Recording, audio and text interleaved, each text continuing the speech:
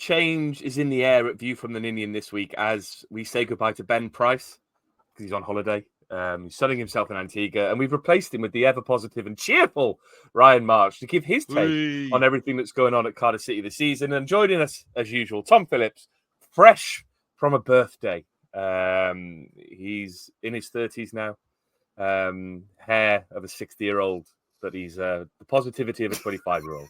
That's Tom Phillips, ladies and gentlemen. He's back. Ryan March, welcome to the pod. How you doing, Ryan? Yeah, not too bad. I just want to sort of get it in early, but I just want to apologise in advance for what could be a pretty miserable pod from me. The last time we spoke, I think last time I did this was in August, wasn't it? Just off the back of that 5-0 defeat to Burnley. And I said, next time you have me on, I want it to be in positive circumstances. And here we are again. We drew again? We drew, yeah. Yeah, we did. But yeah, we'll get onto that, I'm sure. But just want to get in my apologies early. I'm going to try not to be too much of a disaster. It did make me smile, actually, yesterday. I was watching the Southampton Spurs game, and obviously Russell Martin getting hammered and then eventually sacked, which obviously does bring a smile to a Cardiff fan's face. But the fans were holding up a banner that just said, RM, get out of our club. And I was thinking to myself, after a bad performance today on the podcast, I could see someone editing that just says, RM, get out of our pod. Did bring a smile to my face in a weird way. When I asked for a Twitter call out for some comments, some questions for the pod, there was one that I think would be really important for you, Ryan. It was Bluebird John. He said positive vibes for a change. And I'd like to apologise to Bluebird John now because I feel like he's asked that on possibly the worst week because you're on the pod, Ryan March. But Tom Phillips, fresh off a birthday, maybe Tom Phillips can bring some positivity. Yeah, to be honest with you, Ryan's negative vibe cheers me up. Like a bit of Schadenfreude. Like, I do what it is. It really brings the positive side out of me. Tell you what, normally you say hello to me in the podcast and I go hello back. That is the biggest hello back from Ryan there. That was a good 3 minutes. This could be a long pod. Yeah. We're 2 minutes 40 in, and usually at this stage we're talking about the game. We're on the game, but instead here we're still on the introductions. So it bodes well for a long positive pod. Tom, before I move on, how was your birthday? We had a few happy birthdays on the Twitter to you, so hope you enjoyed that. Yeah, I woke up to the Preston game on my birthday. So to Preston. Yeah, so the less said about my birthday morning, the better. But it got better as the day went on when I went out for food. Thank you very much for asking. The further you got away from the football, it got better. Exactly that. Well, excuse me having a sip of my water. I thought you were going to say a bit longer there, so I thought I had more time to drink. Let's move straight on to the Stoke game. Obviously, we played Stoke, as is the Christmas tradition. I think we played him in December last year, but it was a 0-0 draw last time. I remember going to that game and thinking I never want to go back to Stoke again. Here we are. 2-2, a point at the Bet365, the richest stadium in the country, run by the richest woman in the country. Tom, let's start with the team changes. Obviously, several changes, I think 5 in total, and a new system. Did that fill you with a positive moment when they announced that team? I wouldn't say it filled me with a positive moment, no. But something needed to change from that Preston game because it was absolutely woeful. So I think if you looked at Twitter before the game, people were really panicking. Like, what's he doing? What's he doing with his system? But fair play to Reza changing it up because something needed to change after that Preston game because it was, honestly, one of the worst performances I've seen in years. So I wouldn't say I was confident after seeing the lineup, but, kind of looking at when you've got El Ghazi, Willock, and, kind of O'Dowda on the pitch, just giving us some attacking impetus. So I didn't really mind it. I wasn't confident that he was going to get us a result. But yeah, like I said, positive that he was trying something different. Notice you didn't mention Mayte there. Ryan, Perry NG out of the team. Both Robbos out of the team. We were Robbo-less, robbed of Robbo. On NG, turns out he's injured, but he needed a rest, didn't he? Because we talked about it on the pod. He's not been the same this season, has he, compared to last year? No, and I even think for quite a bit of the end, second half of last season, I don't think he was the player he started last season as. And I think sometimes just taking a player out of a team can do them the world of good. I think that's one of the positions in January where we need to just give him something to just pick up his game, just bring a right back in that can maybe make him look over his shoulder and think, oh, actually, I'm not, my spot in this team isn't a given. And there's a few in the team like that, I think. And I think he sort of won because his level was quite high in the last couple of years. His drop off now has been a little bit more noticeable. But yeah, I mean, like in general, just I think you needed to freshen up that team. But I think here comes the negativity. When you look at that team lineup, whether 2:00 or an hour before kickoff, whenever it is, I look at it every week or every game, and I think I'm like, ooh, I want to look at this and be excited because he's done something different. And every time I look at it, I'm like, oh yeah, we haven't actually got anyone who can give me any sort of excitement, really. So it's much of a muchness, isn't it? Whether you're playing 4-2-3-1, 3-4-3, it's the same players in different positions, isn't it? Which, it isn't.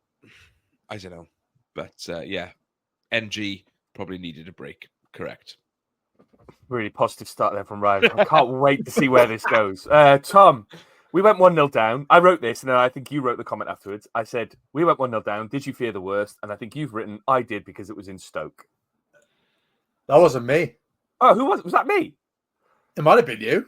Oh, my God. I've forgotten what I've written already. Anyway, back to the question. Did you fear the worst? It's good that you've got that defence mechanism that if Stoke is mentioned, you wipe it from your brain. I think it's a good reaction to have. It's a good thing, really. Yeah. Help me protect myself. And yes, I did fear the worst because we've been really poor recently. Like, there's no getting away from it. But yeah, I think we reacted pretty well to it. To be honest, it was a bit of an unfortunate one. I still can't tell if Alnwick's at fault for that first goal or not. I think he's definitely caught in two minds whether he should, parry it further away or try and take it in, and he does neither. But obviously we'll get on to later in the game. Up until that point this season, he's been fairly solid. So you can kind of forgive him one. Whether you forgive him two, we'll come on to. But it was an unfortunate way to start the game, going one behind, because I don't know, the Stoke fans were on edge going into this one. And they were still on edge by the end of the game. It felt like this was a chance for us really to kind of capitalise on another basket case of a club. And we didn't quite do it. And we kind of let them off the hook by letting them go one ahead. Yeah, I've watched that Alnwick goal back a few times, and it feels like he's trying to parry it. When a keeper does it, they try and parry it off to the side, because obviously if you parry it back straight, there's usually someone coming in. If you parry it off to the side, you find that space and it kind of dribbles out of play or whatever it is. But it looks like he tries to do it, Ryan, but doesn't get enough on it, does he? It kind of it's almost like a half-hearted wrist where to Tom's point, maybe he was trying to catch it, but it feels like he was trying to put it into somewhere safe and he just doesn't get enough on it. I think it's one of those shots in it. It was like, it wasn't particularly strong. It wasn't coming at like a massive pace. So I think initially when it leaves the player's foot, he either doesn't expect it at the time, because it is sort of out of a crowd, isn't it? There is a few defenders in front of it. Yeah. So maybe he doesn't quite see it till late and has to make that sort of like, oh, actually, I've got to put this around the post. Or he's expecting it he's expecting it because it's quite soft and he's going to take it easily. But maybe at the end it moves, because it sort of bounces along the floor, doesn't it? And maybe it hit something that maybe just moved it off course, and he has to just get anything behind it. But I mean, I played in goal when I was young, and I'm not sort of gonna claim that I'm the bloody gospel on goalkeeping. Please do. But we want to hear it. We want to hear Ryan Martin's goalkeeping. But one of the great sort of non-negotiables for goalkeeping is you've got to try. You don't push the ball back into play. It goes around your post. It goes out as far away as possible. Which makes me think that he either doesn't see it or he changes his mind so late that all he can do is just get a hand to it, and the defender's in the right place at the right time. And initially, the first time I watched it, when I watched it live, because I thought we'd been all right up to that point. And this is why I did fear the worst, because the amount of times, especially when we've been in trouble over the last few years, that we've started all right and then concede the first goal, even within the first half an hour. It's like, all right, there we are then. That's it. We're not going to get back in this game. That was my initial thoughts. That was my thoughts as well. And Yeah, and I thought that when it was too easy. That you don't need to be Brazil to pass your way around this Cardiff team, and that's been the case for the last 3 or 4 seasons, isn't it? You know, a little 1-2 on the edge of the box, and the man found himself in space. To be fair, I thought that the defenders stop, and the only man is running is the player that scores the goal, but that isn't the case. To be fair, on second, the players do chase in, but yeah, it's just an unfortunate one, isn't it? Like, I don't know how much of it is necessarily down to Alnwick or Anik or whatever you want to call him, or if Jack. it's Jack will do, or if it's just the circumstances changed so late that he did what he could do, and it was just unfortunate that it went into that space where the striker was going, because he anticipated it well. That's a striker's finish, and we'll probably get on to our strikers, and we don't have a striker who would do that. But we do have Anwar El Ghazi, Ryan, who, I'm going to come to you on this one because I think people want to see a bit of positivity from you, Ryan. Obviously, we equalised relatively quickly, and El Ghazi did show some pretty good instincts to follow up on a ball that was bouncing around in their box. So, can you be a bit positive about that? No, I was really impressed with that because, like I said, that's sort of not a goal that we tend to score. We don't tend to score like those sort of a striker's finish, essentially. We haven't had a player to do that for such a long time, score those ugly goals. And he does really well. He gambles on it. The Stoke players sort of don't anticipate it. Obviously, there was discussions of whether he's offside or offside. With the lack of cameras at a 3 o'clock kickoff, you can't really get the full angle. The commentators that on the questionable stream that I was watching with the Stoke radio commentators, and they were insisting that it was offside, and then at halftime they said they saw something that would say it was onside or pretty much level. So yeah, but I mean, it's just good to see that he just gambled on it, and it's a great cross from Willock to put it in. He beats his man, doesn't he? Which we don't tend to see from our wingers. Maybe it wasn't a great cross actually, because it does hit the defender, doesn't it? But it was just like, okay, there's something there. There's something there that it was like, okay, we can score this goal, which maybe we haven't seen. And all credit to El Ghazi really for taking a gamble on it, and it paid off. It says a lot, really, that any cross is considered a great cross at the moment for Cardiff City. So, fair play, a great cross. Tom, that goal came with an XG of 0.9, so a pretty high XG on that goal. But when he comes back to it, I think the thing that I noticed was it was really good instincts from Riles, wasn't it? Just to put the ball back in the mixer. Obviously, it's spinning around up in the air. It comes down to him. He just waves a foot at it, but he puts it in such a good space that the defenders panicked a little bit. And we just don't do enough of that, do we? Exactly that. We're not putting the ball in a dangerous area. And we haven't got someone with, or many people in our team who've got those strikers finish, like Ryan was saying. So you've got to gamble. You've got to put the ball in the right area. I hope something comes off 1 in 4, 1 in 5 times. Because if you're not putting it in those areas, we're not going to score. No. I think we were talking earlier in the season, we're hoping the likes of Turnbull and stuff would score from distance. We've had a couple of crackers from Robertson. But outside of that, we haven't got anyone who can really score peach of goals like from outside the box. We haven't scored that many like fantastic goals this year. We haven't got Ramsey coming on or anything like that, like he did against Leicester. So it's those dirty goals, those kind of scrappy ones are the ones that we need to be scoring more of, because we're not an exciting team to watch at the moment. We're not taking people on.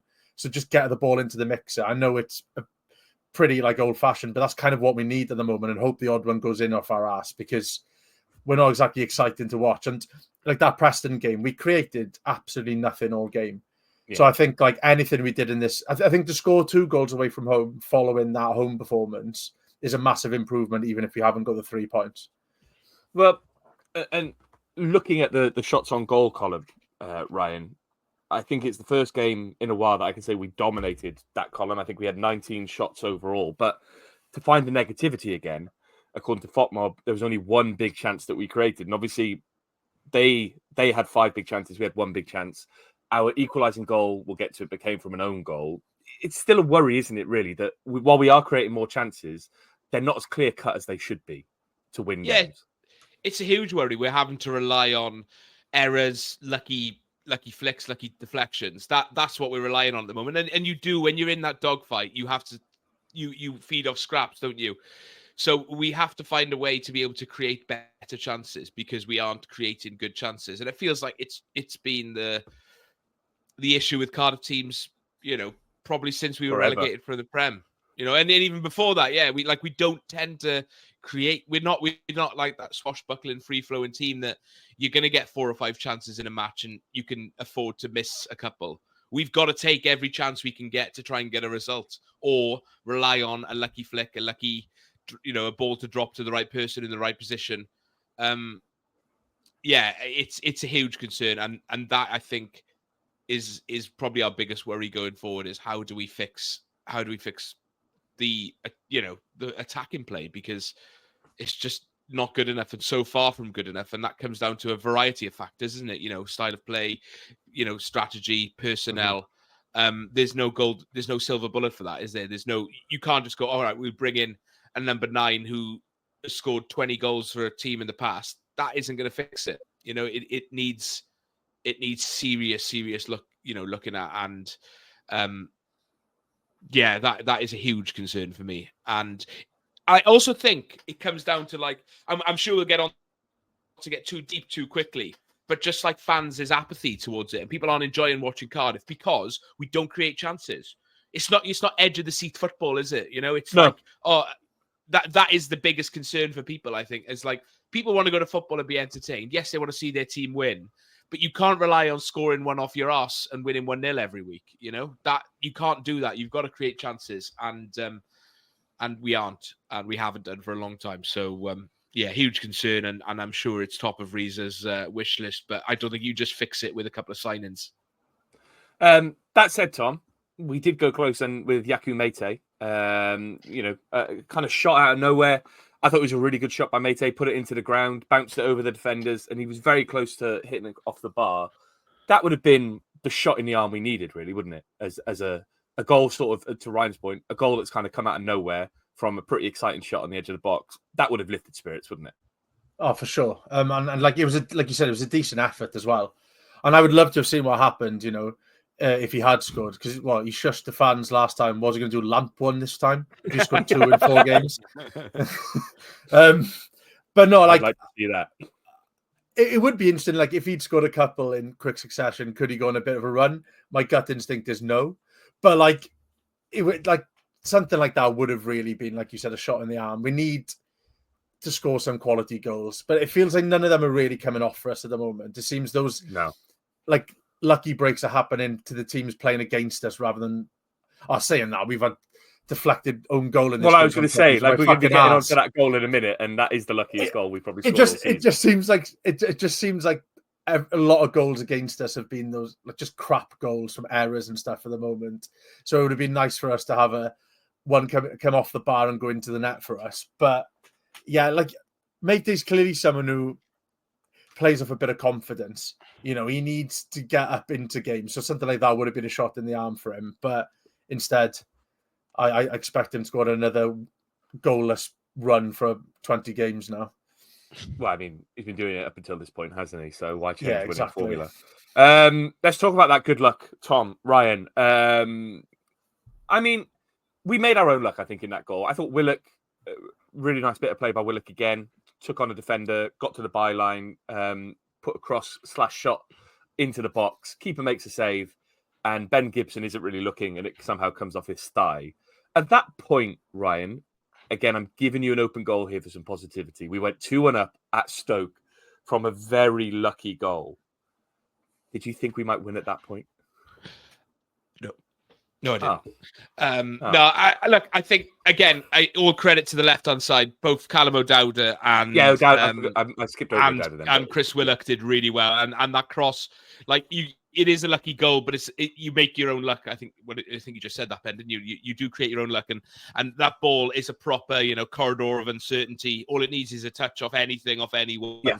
And it goes back. That's the sort of crosses we haven't been making for a long time.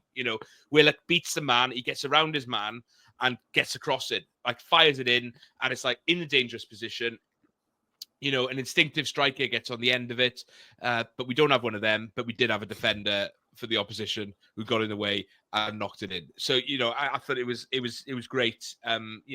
And when you go to a team like Stoke, when you're in the situation that we're in, you do need those off the arse goals, like I said earlier. And this one happened to be a thigh, so I'll take it. But where we're at the moment, and it was the same when when we equalised. I was just like, I don't have that faith that this team sees it out, because we're our own worst enemy, aren't we? And I'm sure we'll get on to that next. But I just didn't have that faith that we'll see it out because we are Cardiff City and we are in the situation we're in for a reason. Tom, I'll come to you for the equalising goal. Obviously, Ryan used to play goalie. He gave his expert opinion earlier on. Tom, you also used to play goalie in your younger days.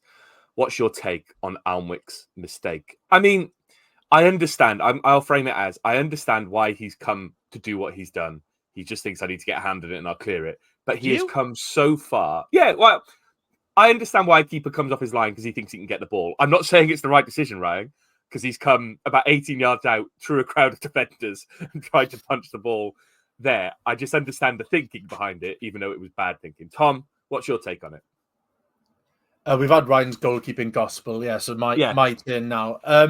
Tom's I don't mind it in terms of I'd rather have a keeper who's got the confidence to come out in that situation and try and get it that late in the game. I think there's been plenty of times this season or in past seasons as well where he's done that, collected the ball and it takes the sting out of it. And he's just got this one wrong. I think he has come slightly too far on this one and he's gone nowhere near it really. And it's unfortunate because he stays on his line, they don't score. It's that simple, really. It's that far out that I think it's saved. They just don't score. But I'd be worried if he isn't thinking about it. I think his problem is it's a little bit too premeditated. I think he hasn't judged the flight of the ball. He's decided he's just done it, hasn't he? No matter what. That he's gone like so far away from his goal. Like, that's it. Yeah, he's come. That's it's not even a good ball, really. No, exactly. If it's coming on your 6-yard box line, that's when you go out and do that. But it's beyond the penalty spot, I think. Yeah. It's between the penalty spot and the 18-yard. He just doesn't need to go that far.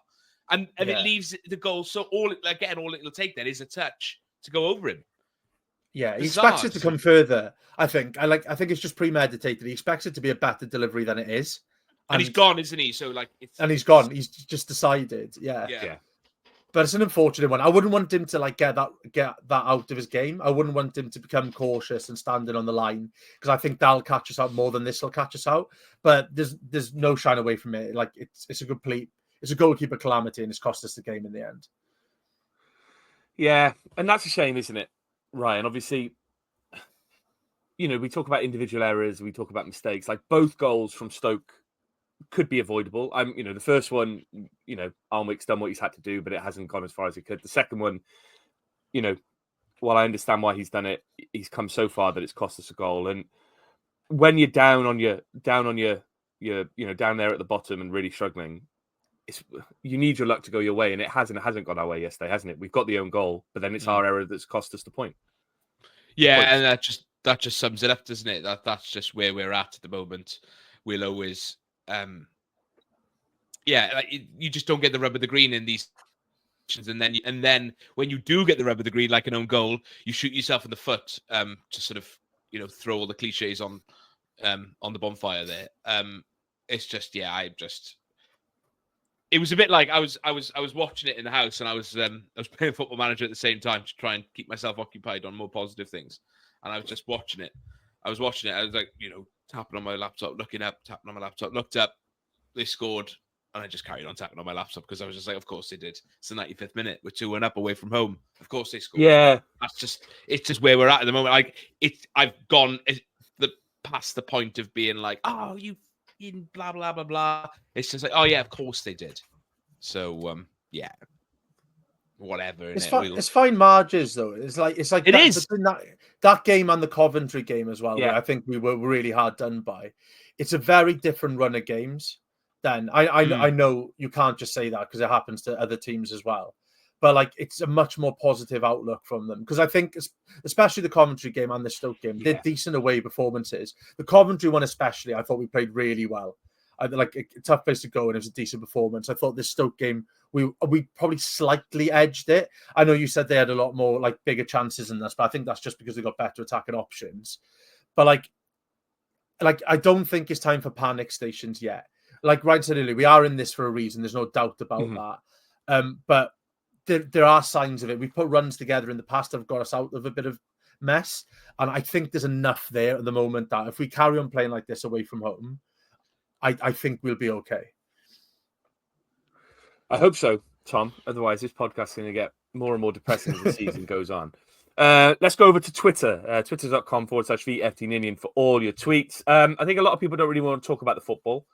So I'll find the football questions first, and then I'll talk about everything else. Oliver Rees generally can't see Reza lasting until February. Club have definitely covered up getting Bilic in by giving Reza the job until the end of the season. Thought he'd done okay yesterday despite being a shithole. Which is the worst place you've watched, Cardiff or Wales? Ryan, what's the worst place you've watched, Cardiff or Wales? Jesus. Now that is the question. It will be Wales, regardless of where. Well, Wembley is bad. I've watched Wales and Cardiff in Wembley, but when you watch Wales in Wembley, it isn't you just a game, isn't it? Whereas if you're watching Cardiff in Wembley, there's a reason. I've been to some shit places with Cardiff. Barnsley is a standout one. Oakwell's pretty miserable. Macclesfield was one of the first, but I really enjoyed my day out in Macclesfield despite us losing 2-1 in the FA Cup. That was on a terrace in a nice little town. So maybe not Macclesfield, but I was actually talking to someone yesterday. Actually, he's a QPR fan, lives in Bridgend. Makes sense of that. But we were talking about like the grounds we haven't done. I've not done 4 grounds now in the championship. I've done them all. One of them is Oxford, because obviously we haven't played them for a long time until this season. And the other 3 are Leeds, Preston, and Blackburn. And I think there's a reason why I've not done Preston or Blackburn. Leeds, obviously, usually costs about £1 million just to go and watch Cardiff there. And I'm a bit gutted I've missed some of those ones. But Preston and Blackburn, I've not been there, but I know that if I did go there, it would probably be one of the worst places I've watched Cardiff. Shout outs to Wigan. And there was another one that just came to mind then. Off the top of my head, I can't remember. But yeah, it's those sort of miserable grey northern towns, post-industrial towns that got absolutely nothing about them. Blackpool, that was the one. Blackpool is crap. Tom, any advances on Blackpool? I think there's like a charm to like a proper shithole, and I quite enjoy it. Like Hillsborough's a bit of a shithole, like especially now, like when we went there last year. It was last horrible. season for the cup.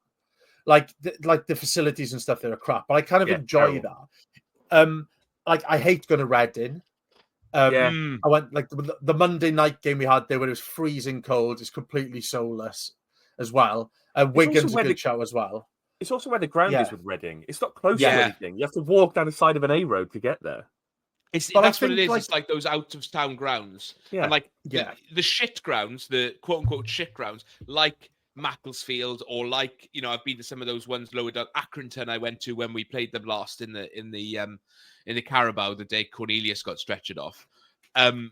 Like there's a charm to them. You enjoy them because they are a bit shit and they're like old school football ground. It's the new modern builds outside of the city where you can't get a train and have a beer and walk over to the ground. It's the ones like Reading. Derby is another one. It's just like in the middle of an industrial estate. The only place you can have a drink beforehand is a fucking McDonald's or like a shit beef eater. Sounds like Cardiff City Stadium. Ones. Well, Liberty Stadium as well as another one, isn't it? Yeah. The worst for me though was a Wales one, and it was the Aviva, because where they put you behind the goal, you're barely above pitch level, and I think you pay like something like €55, couldn't see a thing, and I think, like I said, there's a charm to shitholes, but that's a brand new stadium with no excuse for having that bad a view. So I think if I'm ever going to say the worst experiences, it's always going to be kind of one of those new build car park in the middle of nowhere grounds. That's for sure. Yeah, I did a couple of the Wales women's games at Parker Scarlets. That's a fucking rubbish ground for football. It's probably rubbish for rugby as well. Yeah, shit. So yeah, shout out Parker Scarlets. I never really liked when we were in the Premier League. Tottenham at Wembley was pretty shit, just because it felt half empty. Yeah, and it's Wembley. It wasn't theirs. Yeah, and then Gillingham. Well, I like Gillingham. I like Gillingham as away day, but you're on a scaffolded stand with no cover. But there's So a when it was charm, raining- though. but there was There's a charm to it, but I got very wet, and I didn't like Hey, that. without that Gillingham away day, this pod wouldn't exist, baby. That's Well, true. the pod would exist. I started this pod 14 years Oh ago, yeah, right? true. Yeah, Yeah. but It is Tom current My would friendship form. with Tom wouldn't exist. Yeah, Um, you would just be some random bloke from Carmarthen living in Australia. Oh, that's he's not true. doing a podcast. But he's Absolute a nobody. random bloke. He's a random bloke from Carmarthen living in Australia with a podcast. Right, let me see if I can find any other football questions. MJCCFC. Am I wrong for having a conflicted mind where at the same time I think we showed the signs of a side that destined to go down, easy goals, leak easy goals, awful creativity in home form, but at the same time feel a good January window and a few tweaks off potentially settling towards low mid-table. He's got a point, hasn't he, Tom? There is a kind of conflict with this club that, again, Stoke on Saturday, we showed moments of good play and good attacking play, but at the same time, the goals we concede are pretty piss poor. Yeah, it kind of sums up how I feel about this. I genuinely, to be honest, I'm tactically thick. Like I'm a person who watches a lot. Doesn't know what a double pivot is. I don't have a clue. I pay no attention to what's going on. I don't know whether people are left or right footed. I don't know what numbers they wear on the backs. Like genuinely, I realize for someone who goes to football like every 3 or 4 days, I know nothing about those like little tactical things and things like that. And I sway from thinking we're going to finish fourth or we're going to finish bottom. And I don't know whether it's because I'm more familiar with our players compared to other teams, but I'm convinced that we've got some quality in this squad. And then there'll be moments then where I'm thinking, nah, there's absolutely nothing there. And I just can't tell if we're a couple of tweaks away from like playoff push or being in complete obscurity. So I'm definitely with him on that. I don't know where we're at. And similarly, Ryan, Sam Hardwell says we've been competitive in our away games and have been unlucky in quite a few not to get 3 points. Surely it's going to click our way soon. And Saturday's performance feels slightly more like that, doesn't it, Ryan? In a sense that we scored a couple goals and it was just our mistakes that caught us out. There's going to be a game where we score a couple more goals, isn't there? Yeah, and it sort of goes back to what Tom was saying then, and the previous question is you can look at it both ways, can't you? It's like, oh, we're playing well but not getting results at home. That's a bad sign. That's a sign of a side that could get relegated. But then it's also like we're playing with it's only a matter of time before it clicks. So it's like, how long do we keep saying that if we're not picking up results? So those games where we click have to come sooner rather than later, because all of a sudden, if we're still saying this in February and March, we've lost another 6 away games in that time, maybe more, or drop points in 6 away games. But you can't, when the league shakes out at the end of the season, we may go down. We can't be like, yeah, we did play all right in a few of those away games. They could have gone our way. They didn't at the end of the day. You can only say that for if you win in most of your away games and you have a game where you shit the bed in the last minute and concede, it's like, oh well, we played well, not to be concerned about. So it's a really fine line, isn't it? And I'm with Tom on the previous question as well, as in like you can sort of see some of the players have a bit about them, and we've seen it this season. We had that mini run under Reza. We've seen that they're sort of capable when things click.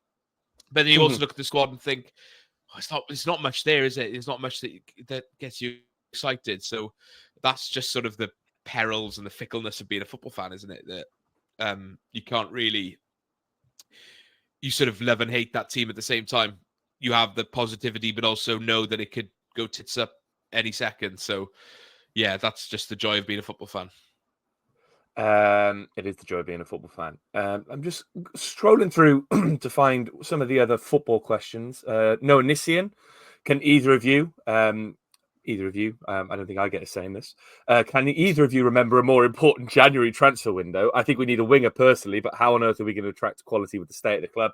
We'll talk more about the transfer window coming up. James Webber says glass half full time. Do we think there are three worse teams in the league than us? He says he thinks so. Oxford, Plymouth and Hull. Your thoughts? Tom, are there 3 worse teams than us in the league? I think there's arguably 5 or 6, to be honest with you. Like, if not worse than us, the same level of shit as us. I think that's why it's fairly hard to call. I think like Stoke are definitely not away from all this. That's for sure. I think there's going to be teams who are like currently further up the table who are going to drop back in to the shit as well. I think like we've made the likes of QPR and Preston look good in our couple of home games. I don't think they're in any great shakes. And I think the rot is really kind of setting in at Luton. And yeah, it's really bad. I think it'd be really interesting to see what happens there. So I think any of the teams from, even though there's a bit of a gap, from about 13th down to the bottom could be in the mix, like the likes of Millwall and Derby as well. Yeah. It's far from over this. I think it's a very, very average league outside of the top few teams this year. I think the key is like with the championship is who changes their manager and when do they change their manager? Yeah. Because when teams change their manager, because a lot of them will, they tend to go one way or the other, don't they? Coventry, as an example, they could absolutely shit the bed now because Lampard is a fraud. You know, I think that's been sort of I think well-documented fraud. Well-documented fraud. Whereas then Millwall, they've got rid of Harris, or Harris has got rid of Millwall. Depends what you sort of read into it. That could also be detrimental to them because I think he was actually doing, although they haven't won in 5. And then you look at someone like Hull, who've brought in Ruben Sellers, who I think is a really good manager. That could then boost them up the table. Oxford, they feel like the sort of club who could make a good managerial decision because they do tend to have their shit together off the pitch.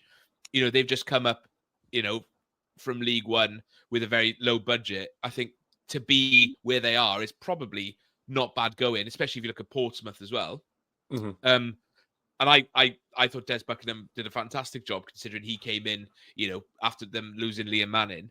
You know, they could kick on. And same with Luton, if they do end up sacking Rob Edwards, depends who they get in, they could kick on. But then they could also drop off. So it's like there's so many unknowns at the moment that it's hard to read because, you know, Plymouth could sack Rooney and then they could bring Ryan Lowe and Stephen Schumacher back and they could kick on from there. So, you know, it's just about, I don't know, there's so many teams that could drop off. I mean, even if you look at it now, a bad run for Norwich, Bristol or Swansea who are in 12th, 11th and 10th and they drop into it. So, yeah, I think there's teams that are maybe worse than us, but at the moment that could easily change, you know, post-January with the right recruitment for either us or them, and the managerial situation at all these clubs, because we know how mad the championship is for changing managers.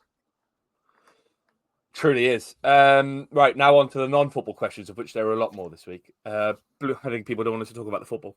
Bluebirds past. If you had to have a former Cardiff player manager dress up as Santa and deliver your presents, who would you pick? Tom, who would you pick? I need to start reading these Twitter questions before. Just John Parkin, I reckon. He was my thought as well. I think he'd be jolly. I think obvious reasons. I think he'd fit into the costume fairly snugly. I think he'd be a very convincing Santa. I reckon he'd stick around for too long, though. I don't know. But I wish I'd given this more thought. What do you reckon, Ben? Go on, let's throw one to you for a change. Yeah, go on, Ben. I was going to say John Parkin as well. Well, he can't. Okay. Ben Turner. Okay, yeah. He's a big lad, but he's good nick. Minutes on the training pitch for Ben Turner. Hench. I think he's good banter. Yeah, he's hench. He'll bring good presents. He's very good at horse racing knowledge. So he'd bring you some really good presents on that regard. And I think he'd stick around for just the right amount of time. And it would be great. I think he'd be great. So I'm going with Ben Turner. Leo Ryan? Fortune West for me. Nice. Yeah, fair. that's Nice. a good one. That's a good one. Ryan, this question is for you. So this is the more important one. Reece Jenkins, friend of the pod. Shag, marry, avoid. Ben James, Ben Price, Tom Phillips. Oh, for fuck's sake. Yeah, I saw this. And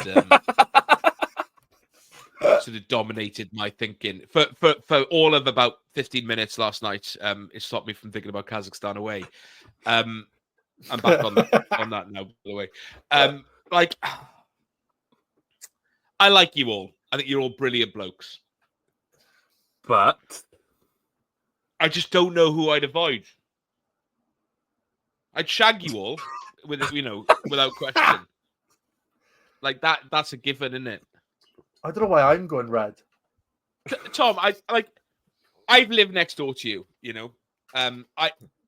there's a part of me that would marry you, but I also think your zest for life would break me down eventually.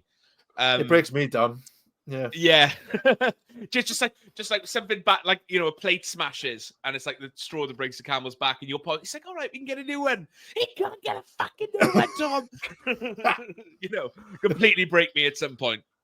Ben, you're just a lovely man, so maybe I'd marry you. But Ben Price is good. I don't want to fucking avoid any of you. I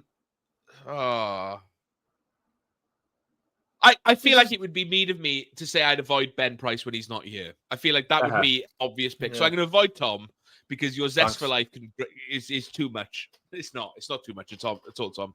Your zest of life brings me out of dark moments when make a blue sky grey or something like that. I don't know.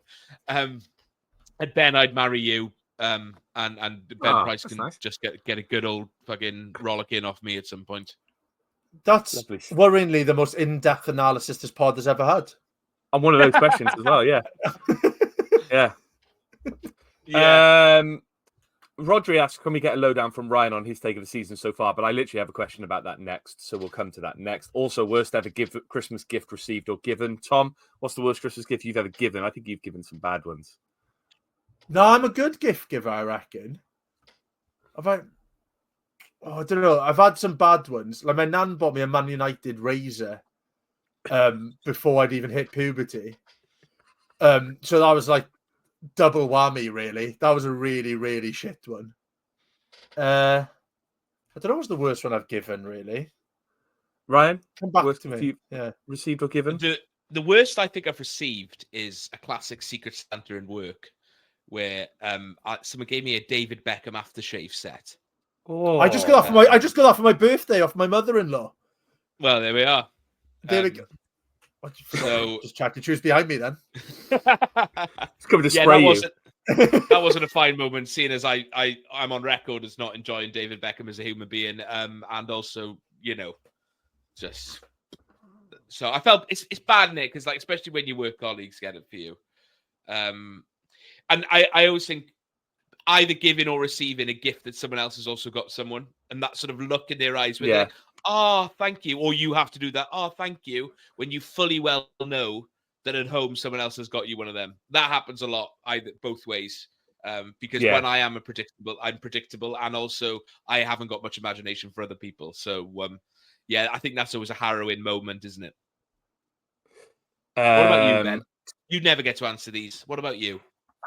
I don't know. I generally can't think because my memory's very bad these days. I can't really remember. I've had some bad. I am getting older. I don't know. I genuinely do not know. I don't think I'm a pretty good gift giver in my opinion. I've given some pretty shit Secret Santa gifts to people I don't really know. So I've just bought like a selection box and some scratch cards. So if anyone's listening who's received that, then I'm sorry about that. Scratch cards is good though. But scratch cards as a Secret Santa at work's meant to be bantery, innit? And I bought someone selection box because I'd forgotten and didn't really know what they liked, so I just bought it from the co-op on my way to work that morning. On the stuff about gifts, DJ in it is asking Ben Price bring us back a souvenir, and Dave Charles asked how much spending money did Ben take with him. Ben responded to that and said about £9.50. Luke James, now that VFTN is an international production, intrigued to know where you get most listens to from abroad. Presumably just me and Fred Guongbi, I can never say his name, in Brussels. I can see that. Yeah, I had a little look on Acast as part of Terraz's new podcast system that we're a part of. Thank you, Ryan. We get a lot of listeners in America. Shout out Di Richards, he's in Las Vegas. We get a few in Peru and Ecuador. Our African imprint is solely ensconced in Angola, which I would love to know more about. Nice. We have 4 listeners. No, we don't have the numbers, but we have several listeners in Malaysia. So I hope that's Vincent Tan and his cronies listen to us. Luke, you do listen from Brussels. That's on there. And we have a few in Australia. Not so many in New Zealand. A few in Canada. But we are truly a global operation at the moment. Norway's a big listeners. Wonder if that's Ole Gunnar Solskjaer checking in. A few in Turkey. And some in Greece as well. I'm assuming that's Gutas's family and Siopis's family listening in, making sure we're being nice about them. Go on, Tom. I just would genuinely love to know who these people are and why they bother. No, like, I genuinely just intrigued where people are. Like, I've always fascinated by this, like these stats, because we have a few in Bermuda. I've never really looked at this. That's got to be. Because I look at the alternative Wales ones. I'm actually looking at the view from the Ninian ones now because I'm privy to your back end. Oh, now. what? Hello. You can look as well, Tom. And that's true.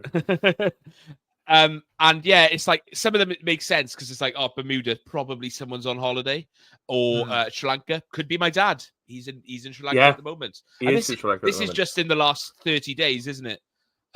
Yeah. So, and then you've got like Armenia. Who's in Armenia at the moment? That's what I was quite surprised about. Yeah, Armenia. Like, why is that shown up rather than, like, I don't know, somewhere like Holland? You can also look into to where in the UK people are listening to. Let's not do the stats now. Come on. We'll be all day. Bridgend. Go on, Bridgend. Massive fans in Bridgend. I didn't know you could go to that level of detail. God, we're learning a lot here on this podcast. You got 4 in Hastings. 4 in Dumbarton. Fucking hell. Right, I think we should. Right, let's move on. Yeah. Right. Let's move on to another question. There we are. Simon Keenan says, "Defend the indefendable. Why should Russell Martin be the next Cardiff manager?" I don't think that's not even indefendable. Like, you take a manager who has got a track record of getting promoted at the Championship, then I would take it. What, with a really, really expensive team that just got relegated to the Premier League? And nearly fucked it. Shambled it through in the playoffs. Yeah. I mean, it's much better than what we have at the moment, guys. Is it, though? Well, we're shambling our way to relegation. Would you rather shamble your way to promotion or relegation? Well, we just do it with 85% possession with bad players. Like, we just do what Swansea were under him, which is just a normal mid-table side that is streaky, which I'd probably take at the moment. Yeah. This is the point. Stop defending it, Ryan. Gareth Dunning says, I just want to place on record, actually, I think Russell Martin is really egotistical and right up his own arse. And the way he reacted after that game yesterday was a disgrace. And you can clearly see he's in it for himself. And I don't want anyone like that at Cardiff, because we've already got someone who owns the club who's like that. And I think we don't need any more. He would bring Lucy Pinder to games, though. Pinder. Gareth Dunning says, "I'm bored of football, so let's talk about the 5 things you eat and drink at Christmas time." I'll kick it off. Port, Twiglets, pate, Ferrero Rocher, Baileys. Tom, as an Australian, are there any things over there that you only eat at Christmas time that we wouldn't eat here? I don't. I've only just got you. Give me a chance. Right, it's Christmas. No, it's true. Terry's chocolate orange is one that almost solely Christmas, or if it's in some sort of reduced style. A lot of cranberry sauce knocking about. Again, I probably eat it throughout the year, but just a lot more Christmas. Red cabbage, cauliflower cheese, I don't really like, but I'm forced to eat it. And at the moment, there's like a spiced ginger beer here that I tried that I probably wouldn't have tried that till the Christmas time. So there we go. There's my 5. Ryan, what do you only eat at Christmas time? I always have a pack of the Ghanaian shells. Yeah, the nice praline shells. I would love to have them every day of the year forever, but I think that would be unsustainable. Those are a Christmas tradition. I love a Yule log, Yeah, I do love a Yule log with a bit of ice cream. Pigs in blankets goes without saying, but I'd have them again any time of year. The only time of year I ever eat turkey, because I don't think turkey's actually that good, but you sort of tend to have it, if you go to get a Christmas sandwich, you sort of get it like a festive bake. I love a festive bake, as much as the next man, maybe more than the next man, actually.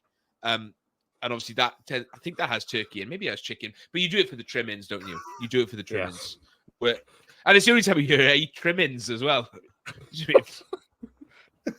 I think when else do you go for food and have something and trimmings? You don't do. It's turkey and the trimming, baby. If If you have a And I carvery, love you trimmings. go for a Toby carvery.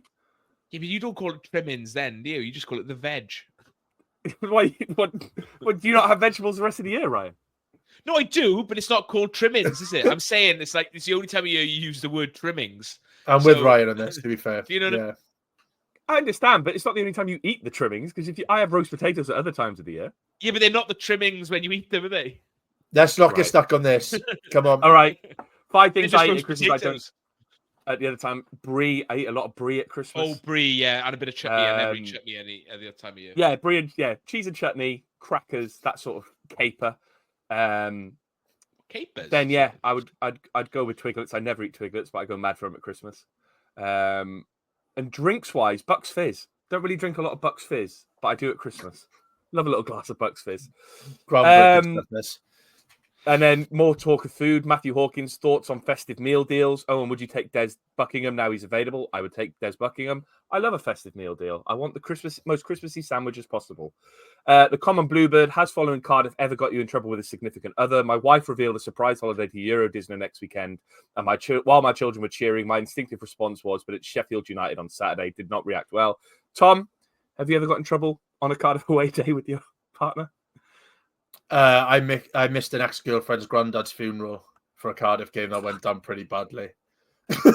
Well, I haven't got anything better than that, so I think that's probably the biggest and most. To be honest, I think it's the fact I went to soda after it as well.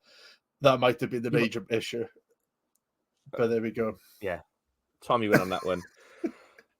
John T.M. Williams says Yorkshire pudding on a Christmas dinner. Discuss footy achavi. Ryan, as a trimmings aficionado, are you having Yorkshire pudding on your Christmas dinner? Yeah, I do. And make of that what you will, but I do enjoy Yorkshire pudding any time of year. I love Yorkshire pudding. My girlfriend from Yorkshire, so she's my little Yorkshire pudding. Oh, right, that's it. Ryan's never coming on the podcast ever again. Twitter.com/VFT. Yeah, I hate myself for that. Sorry. Yeah, good. For all your tweets. As you can tell, we answer all questions, no matter how closely related to football they are. Obviously, Ryan, first time on a podcast since the start of the season. When we told people that Ryan was coming on the podcast, people know that Ryan is a more dour fan than most. Tom is very positive. I like to think I'm somewhere in the middle. Ben Price can go between the two. Ryan is, even when things are good, I think he would find a negative slant on it. So, Ryan, you're coming on the podcast, and I said it's a bit like therapy for you, isn't it? So, how are you feeling about Cardiff City FC at the moment? I'll start the clock. You've got a couple of minutes here. Yeah, I mean, I just want to say that, like, I am quite, I think, a positive football fan elsewhere. Like Wales, I'm always thinking the best out of Wales. Obviously, Pettibon. It's easier to think positively about Wales and Pettibon at the moment because they're actually good football sides and are also well-run organisations. I never used to be like this about Cardiff. I always used to be like, I was never Dave Jones out. I always thought like, all of that sort of stuff. I was very sort of positive about that. And it just ground me down really over the last decade, really, pretty much since the ownership and the rebrand. So yeah, it's a unique thing. Cardiff sort of brings out that real negativity, and maybe it's where I put my negativity and my energy.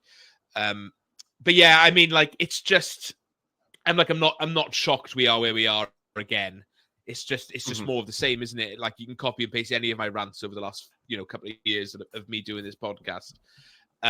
It's just, we just always end up back in the same position, don't we? And we're here again, and that'll never change. That will never change until the ownership and the ownership model changes. How that changes, I don't know. We spoke about it before. In terms of be careful what you wish for, but we're never going to go anywhere under this regime. And we'll talk about the January transfer window now, and like what will this transfer window entail? It'll just be a load of loan players that will get us out of the shit, probably, in the same way that Steve Morrison's loan players did. And then we like, oh, maybe we'll give it a go next season. We make a few signings that look okay on paper, and then by November we've sacked a manager and we're back where we are once again. So, simple, isn't it? You don't need to say it every time. The ownership and the way the club is run is a disaster. the atmosphere around the club is a disaster. Going to the Cardiff City Stadium is the most unenjoyable experience, regardless of the football on the pitch. It's just a miserable place to be. I get absolutely nothing out of it. I used to love going to watch Cardiff, regardless. And I would have been like one of the previous questions that if someone had said, "Oh, we're going away next weekend," I would have gone, "Oh, I'm missing Sheffield United at home." Whereas like now, I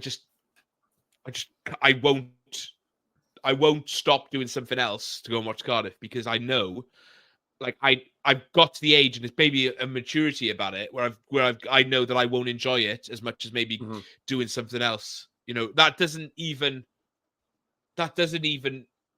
mean going to watch other football either. That's just living life. And I mean, I think a lot of us have had that probably since COVID. I think that's killed the atmosphere of it, because people at that point, I would go to Cardiff every week, regardless, every midweek, every game I'd go. Yeah. But then since COVID, it was like, actually, maybe I wasn't enjoying myself, and there's other things you can do to enjoy yourself. This does actually feel like therapy. Yeah. And yeah, I'm just so like, I'm so over it. And but the thing is, I say that now, and there'll be people listening now being like, well, he's clearly not a fan of Cardiff City, blah, blah, blah, blah. If he doesn't want to go and watch them, he doesn't want to support them. I do. I want to go and watch. I loved watching Cardiff. I absolutely loved watching Cardiff. And it meant everything to me. It was what I'd think about from, every week. Who are we playing on the weekend? What are my plans around the game? Who am I going to meet up with? Blah, blah, blah. Like it is with Wales. I think, we group chats of people chatting about Wales football trips. I want that. I want to go to, like, I want to have gone to Stoke on the weekend with a bus full of my mates, having a great time and a great laugh. But none of my mates want to go anymore. Tom lives in fucking Australia, for crying out loud.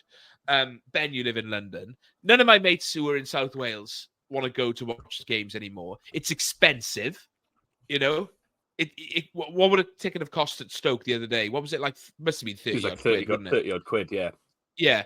Plus then, a train or a bus up just to go and watch dire football, when I can pay, £8 to go and watch Penabont on a Saturday afternoon, be home by 6:30 and do something else in the evening.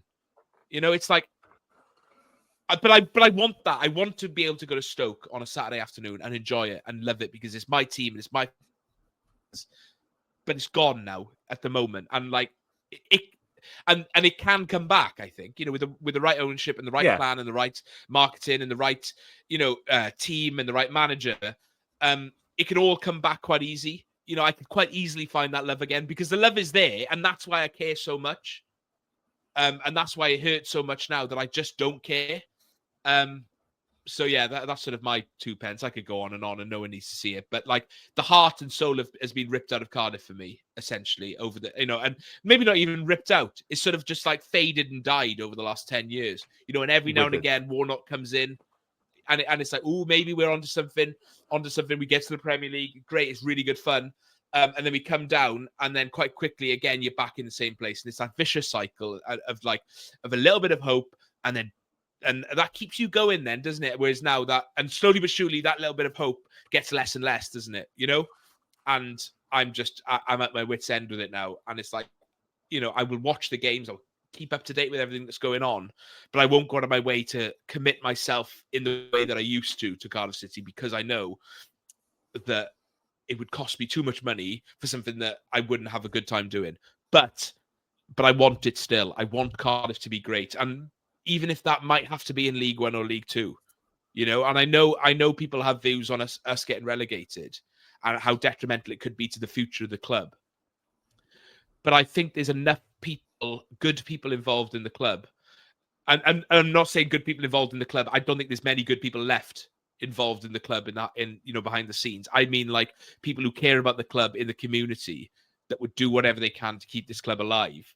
And I'd rather have Cardiff City, that I used to love playing in League Two, as and having fun with friends, and just feeling like I belong to something, than whatever the hell we've got now, because it's just crap, isn't it? So yeah, full stop on that.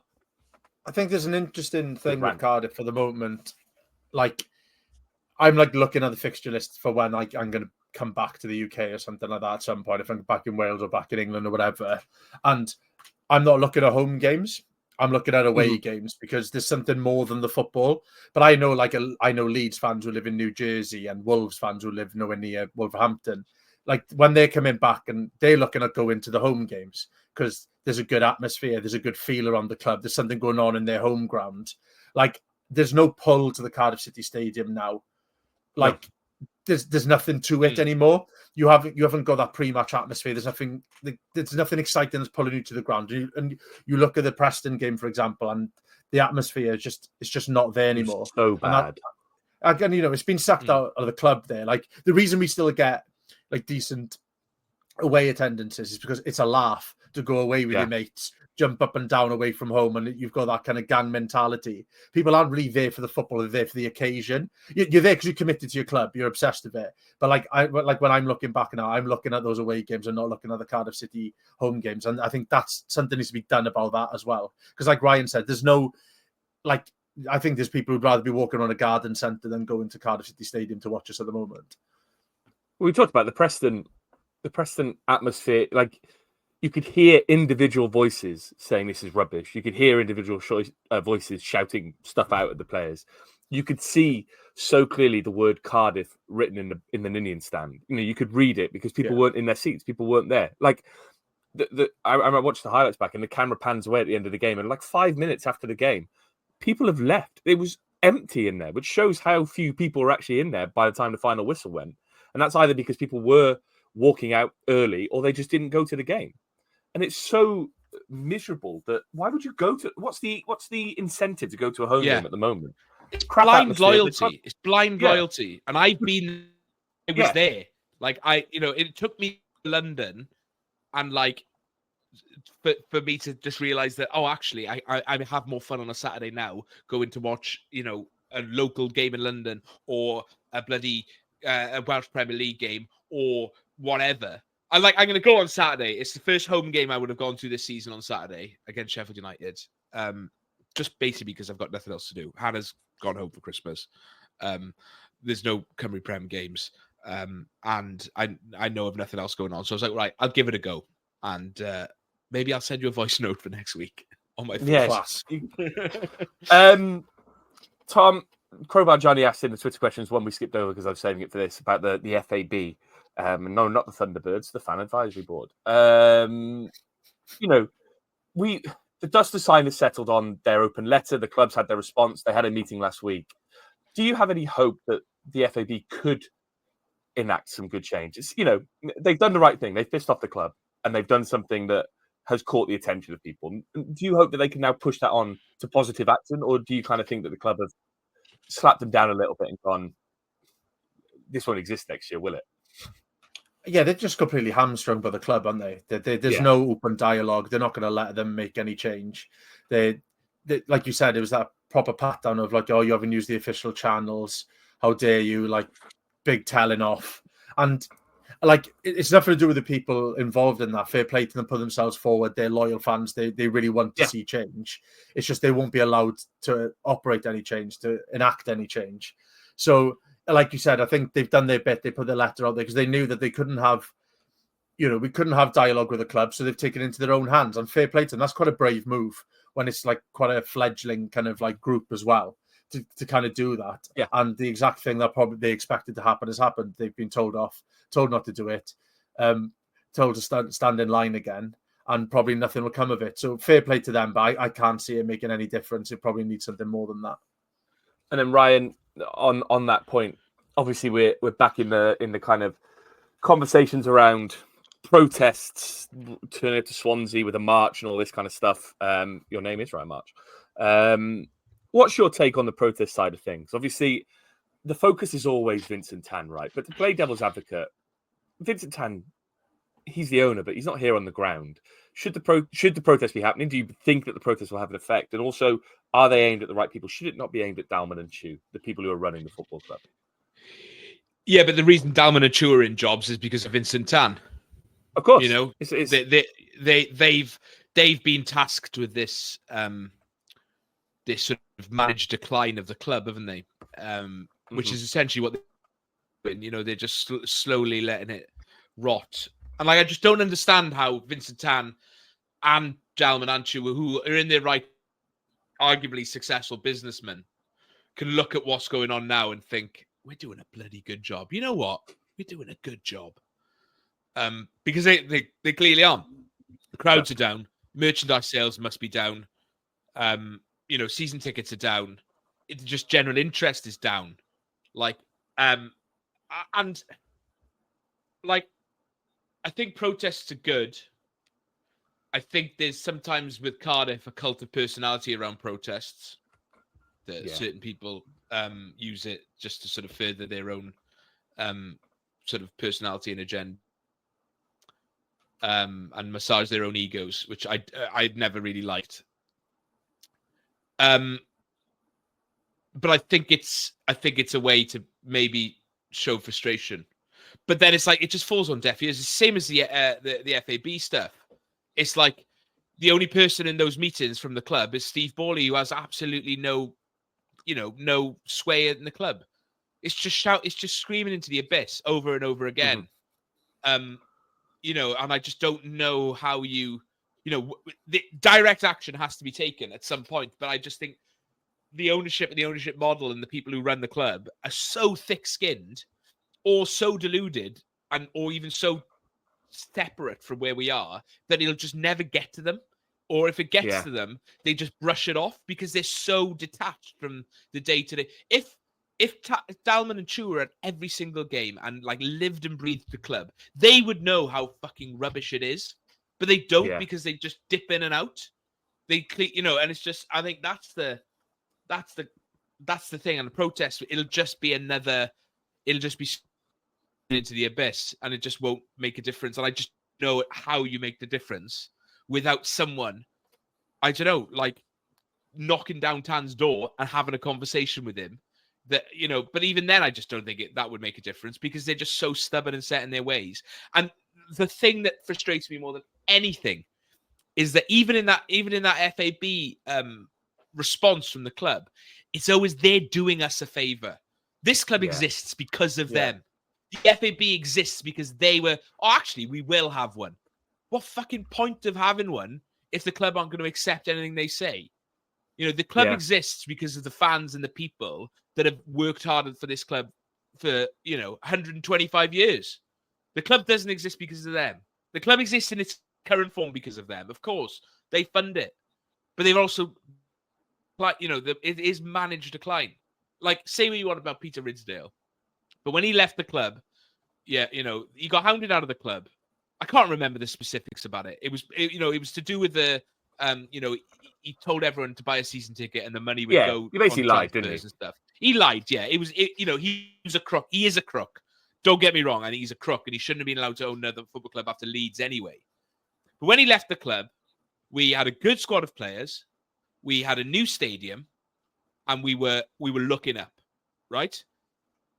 Tan could have come in and revolutionized this club, like completely, like taking us to the Premier League, and he did to a degree with the red kit, revolutionized, or revolutionized, or whatever they tried to do. Revolution. No, but like this club could have been something, and one of those sliding doors moments or swinging doors, or Ben Price called it once. This is how you know I listen to this podcast, boys. I'm throwing back to references from years gone by. Not winning that playoff final, it would have completely, in 2010, I think that would have changed everything. But yeah, here we are where we are because of the ownership. With nothing else, we are where we are because of the ownership. And I think we got to the Premier League in spite of the ownership. Our success in the last decade, whatever success we've had, is in spite of the ownership, and the decline. And where we are now is because of the ownership. And that will never change. And I just don't know how you change it at this point without us hitting complete rock bottom. And, but then even if you hit rock bottom, like Reading, for example, they still can't get rid of their fucking owner. Yeah. They're still stuck with that bloody bloke. So it's like, I just don't, and it's a wider football problem that Cardiff are just an extension of. That like football clubs can't be run by normal people anymore. You know, the local businessman who has a bit of cash in his back Car pocket, dealership. yeah, can't own a football club anymore because of where we're at. So it's just like, you know, that's why I found so much solace in the Cymru Prem, because it's just a bit different. It just feels like football I used to like. And yeah, hopefully it'll change. There'll be a straw at some point that breaks the camel's back across the whole of English football and the whole EFL, you know, and maybe that is the independent, what are they on about bringing in? It's something like, you know, regulator, that's the word. Yeah. You know, maybe that is something that can change it. But right now, you know, I just got in the foreseeable future, I just don't know how that changes. And you can protest all you want. And I'd love the protest would change something, but like I said, it can sometimes become a cult of personality, and I'm just not interested in that when it comes to a football club. Tom, back to matters on the pitch. We got a crucial run of games coming up, haven't we? Starting this week, Sheffield United, got Oxford away, Boxing Day, and then we're closing out the Christmas period with an away trip to Watford. Those first two games, the home game against Sheffield United, obviously Sheffield United are good. They are top two, I think. I can't remember if they're top or top two. They're kind of running away with things alongside Leeds. And then Oxford on Boxing Day. They're crucial games, aren't they? Because we need 6 points out of these three games. Yeah, they're top at the moment, Sheffield United. And, I can never remember who is and who isn't. It's a tough 3 games. Like, yeah, you're playing Oxford, who are in and around us, but away from home. And then, you know, Watford up in 8th, Sheffield United top. Like, it's a run of games where we could easily get nothing from it. I think that Oxford game in particular, that will really show us where we're at. I feel I've said this a couple of times already, that sentence, see where we're at. And I'm still not convinced I'm sure where we're at. But it's a touchy 3 games for us now. I think any fan would probably take a point from that home game against Sheffield United. I know we should be looking to win our home games, but it's been so poor at home. You know, we've given QPR and Preston their first away wins of the season, I think, in consecutive home games. So for them to be followed by top of the table, you know, they're the games that we should have looked at and getting points, and they're the ones that will cost us. It's not these next 3, but we're now in the situation where we need something from these next 3 because we've ballsed up the 2 or 3 before it. So yeah, really, really important. These won't be the games that'll define our season, but we find ourselves in a run of games now where we need to get something out of games that we ordinarily wouldn't be looking at targeting. Ryan, Mr. Positivity, what's your hope for these 3 games? I think we need to go and beat Oxford away on Boxing Day. Yeah. You know, where they're at. It's difficult, isn't it? Because Watford are having a great season, much better than anyone expected. Sheffield United are obviously, you know, they may as well be in a different league to us. Mm-hmm. So, you know, I would take 4 points out of it because it is a difficult run of fixtures. But I think as long as we beat Oxford, then anything bonus. But I think if we lose to Oxford and then also drop points in the other 2 games, then we're really up shit creek, because we can't be dropping points to the clubs that are immediately around us, especially a team like Oxford, who are now managerless. Yeah, it's like Tom said, I don't think it necessarily...